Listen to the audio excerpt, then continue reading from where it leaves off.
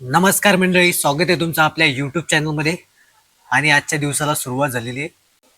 सकाळी उठलो, मस्त फ्रेश झालो आणि त्याच्यानंतर म्हटलं थोडीशी ब्लॅक कॉफी घेऊया, कारण की जायचं आहे जिमला. ब्लॅक कॉफीमध्ये एवढी पॉवर आहे ना. आता 2-3 दिवस झाला आपली ब्लॅक कॉफी संपली होती, तर मी घेतली नाही आणि जिमला जात होतो तो कंटाळा येत होता आणि असा इंटरेस्ट येत नव्हता. पण जेव्हा पण मी ब्लॅक कॉफी घेऊन वर्कआउट करायला गेलोय, तेव्हा फुल एनर्जेटिक आणि माइंड सेट असतं की मला काय वर्कआउट करायचं आणि किती फॉर्म मारायचे आणि खूप एनर्जी येते. तर म्हटलं की नाही, खरंच आपल्याला कॉफीची गरज आहे किंवा मग प्री वर्कआउटची गरज आहे. तर मी आणले काल ब्लॅक कॉफी आणि आता मी घेतोय सध्या. जी नवीन नवीन पोरं आहेत ना, जिमला जाण्यासाठी खूप एक्साइटेड असतात, पण फक्त सुरुवातीचे 10-15 दिवस ते जिम करतात, नंतर त्यांना कंटाळा येतो, नंतर जिम सोडून देतात किंवा मग वर्षभराची फी भरतात आणि मग ती फी वाया जाते. त्याच्यासाठी मंथली पॅकेज घ्यायचं, मंथली काय असेल जिमची सबस्क्रिप्शन ती घ्यायची आणि माइंडसेट करायचं की नाही मला जिमला जायचंच आहे. भले मग हप्त्यातून तुम्ही 2 दिवस जा किंवा मग 3 दिवस जा, पण एक माइंडसेट केलं पाहिजे की नाही आता जिमला गेलं पाहिजे. जिमला जाणारी ती नवीन मुलं असतात ना, खूप एक्साइटेडमुळे जिमला जातात किंवा मग 10-12 दिवस जिम करतात, नंतर जिम सोडून देतात. त्याचं कारण असं होतं की जिममध्ये त्यांना शिकवायला कोणी राहत नाही, मोटिवेट करायला कोणी राहत नाही. म्हणून या कारणाने त्यांना कंटाळा येतो, कारण की मग नंतर 2-3 दिवस जिम केल्यानंतर बॉडी पेन करायला लागते, मग बॉडी पेन करते, त्यामुळे मग जिमला जात नाही.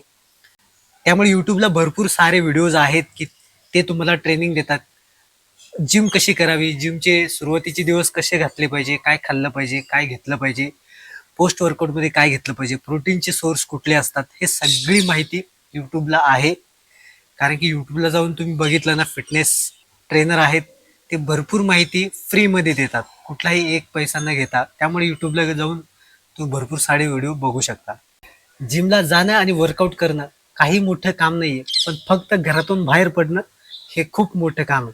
त्यासाठी काही करायचं आणि घरातून बाहेर पडायचं. एकदा घरातून बाहेर पडलं ना, आपोआप माणूस जिमला जातो.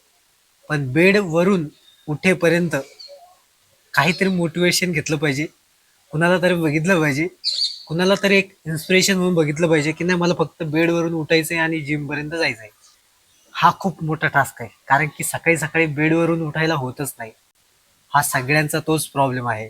पण जे बॉडी बिल्डिंग करतात ना, त्यांचं खूप मोटिवेशन असतं, खूप भारी, म्हणजे सांगू शकत नाही. कारण की रोज एकच गोष्ट करणं, उठायचं, जिमला जायचं, वर्कआउट करायचं आणि घरी यायचं. खूप डिसिप्लिन भारी आहे जे बॉडी बिल्डिंग करतात त्या लोकांचं. आणि खाण्यापिण्यावर एवढा कंट्रोल असतो की मी आता काय खाल्लं पाहिजे आणि कोणत्या वेळेस मी काय कंट्रोल केलं पाहिजे खायला. कारण की आपल्यासारख्याला काय होतं माहिती आहे का, घरी गेलं काय खायला आहे, जोपर्यंत पोट भरत नाही असं इथपर्यंत येत नाही, तोपर्यंत आपल्यासारखा माणूस खातच राहतो. कंट्रोल नाही, कंट्रोल खाण्यापिण्यावरती. आणि जर कमी खाल्लं तर मग घरचे म्हणतात, अरे यार तू खूपच कमी जेवला आज, भाकरी शेळ्या पडल्यात, भात पण तसा पडलाय, कोण खाणार ते.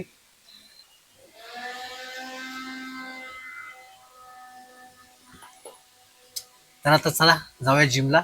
मी आता कंटिन्यू, मला 2 हफ्ते झाले, मी एकही दिवस गॅप घेतला नाही. 2 दिवस मध्ये कंटाळा आला होता, पण नाही, म्हटलं जायचंय. मी गेलो आणि थोडाफार होत नाही वर्कआउट करून आलो. त्याच्यामुळे 2 हफ्ते झाले आपला कुठला गॅप झाला नाहीये. आता तिसरा हप्ता चालू होईल उद्यापासून. आणि उद्या संडे, उद्या जर चालू असेल तर जाऊया, नाही तर उद्याचा तसं पण रेस्ट डे आहे आपला. उद्या आराम करूया, आरामाचा दिवस आहे उद्या. तर चला जाऊया जिमला. आज खूप एक्साइटेड आहे जिमला.